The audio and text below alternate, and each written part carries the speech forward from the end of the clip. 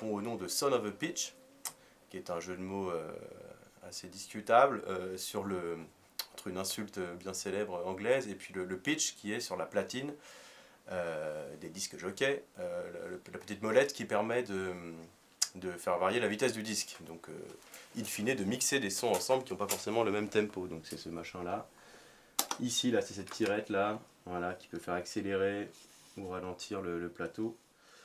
Et comme à la base, je suis toujours DJ, et ben voilà, c'était mon nom de DJ qui m'a fait bien marrer.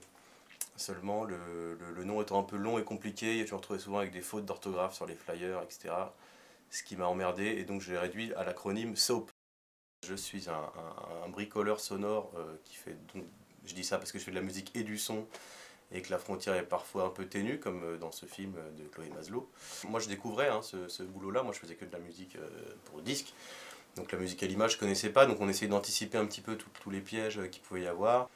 Ouais, que ça colle bien ensemble dans ce côté un petit peu bricolé, quoi, image et son. Donc on essayait de penser à des choses très tôt. Et puis moi bien sûr j'insistais toujours pour que le montage soit subordonné à la musique.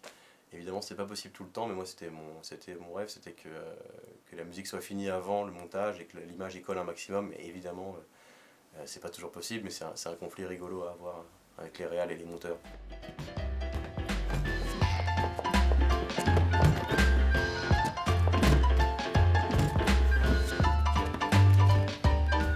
Et ce film donc parle d'angoisse, hein, c'est assez clair. Elle parle de Chloé imagine ça avec les petits cailloux qu'on a dans le ventre. Et donc, d'abord ça parle de ça, puis in fine ça parle de, finalement, quand on arrive à s'en débarrasser, à organiser sa vie pour se débarrasser de ses angoisses, comment on se retrouve un petit peu à poil parce qu'on s'est construit dessus, et que ça peut faire bizarre de s'en débarrasser. Il y a du tragique, il y a de l'angoisse, mais il y a aussi beaucoup de choses rigolotes et légères. Et donc pour essayer de coller à ça, j'ai employé du blues en fait, parce que y a un petit peu de majeur et un petit peu de mineur dans l'accord de base du blues, et je trouve que c'était un bon outil, quoi, pour traduire cette tension. Donc le premier thème qu'on entend, c'est un blues voilà, qui est plutôt fermé, qui est plutôt sombre, mais il y a une touche d'ouverture, d'espoir, de lumière.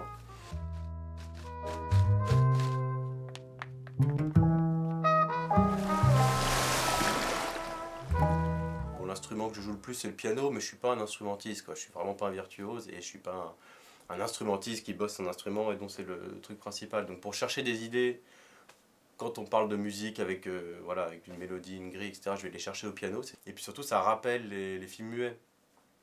Or, les films muets avaient moins d'images par seconde, donc il y avait cette animation un peu saccadée qu'on retrouve dans la pixelation. Et ça, voilà, j'ai vite opté pour ça parce que je trouve que ça marche bien.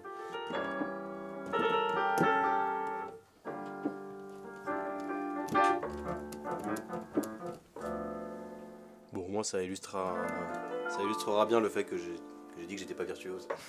Mon instrument principal, pour être honnête, ça va être l'ordi, ça va être la souris, ça va être tous ces outils numériques, parce que moi je fais mes propres samples, donc soit en jouant moi-même des trucs, puis après en les redécoupant, en les traitant, soit en enregistrant plein de petits objets, voire ma propre bouche. Et ça s'entend vachement dans les films de Chloé, je pense. Et puis avec pas mal d'instrumentistes aussi, tous les instruments que je sais pas jouer, je fais venir des gens qui savent les jouer, et puis je les utilise comme des samples en fait.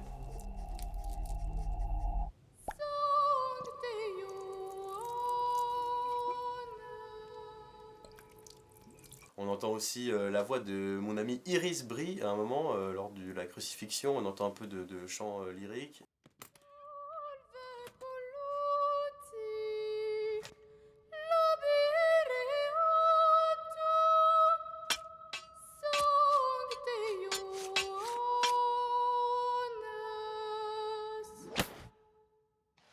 Il y a aussi Brice Moscardini qui est complètement indispensable dans tout ce que je fais, que ce soit les disques ou les films, qui est un trompettiste et qu'on entend dans ce film-là sur le jazz de fin, et même dès le début du film. Je veux dire, une fois que je suis content des musiques que j'ai écrites pour le film et dans lesquelles j'ai tout joué, donc j'ai programmé des batteries, joué des pianos, joué des sax, joué plein de petits instruments objets. Une fois que tout ça est fini, que je suis à peu près content, si je fais venir des virtuoses comme ça par-dessus, ça prend une autre classe. Donc par exemple sur le tango, j'avais joué au Melodica, le thème que j'ai écrit. Ça marchait bien, c'était mignon, mais j'avais envie d'un truc un petit peu plus grandiose, et j'ai appelé Juanjo Mossalini, qui est le fils de l'éminent Juan Mossalini, qui était un Argentin du tango, un joueur de bandoneon, très important que j'admire beaucoup.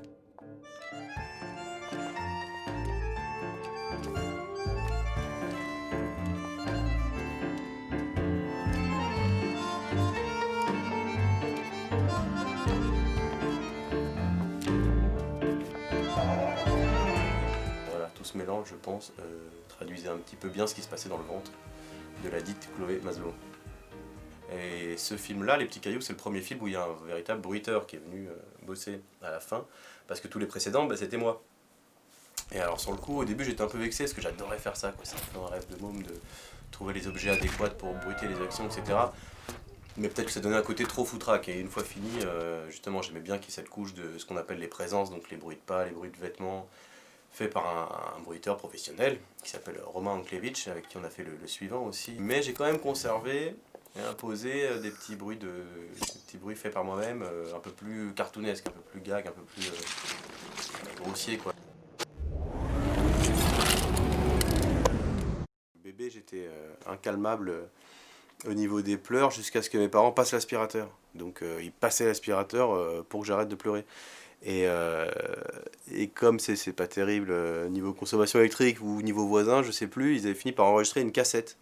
Donc ils me foutaient une cassette d'aspirateur quand je pleurais, qu'ils m'amenaient en dîner chez des amis, etc.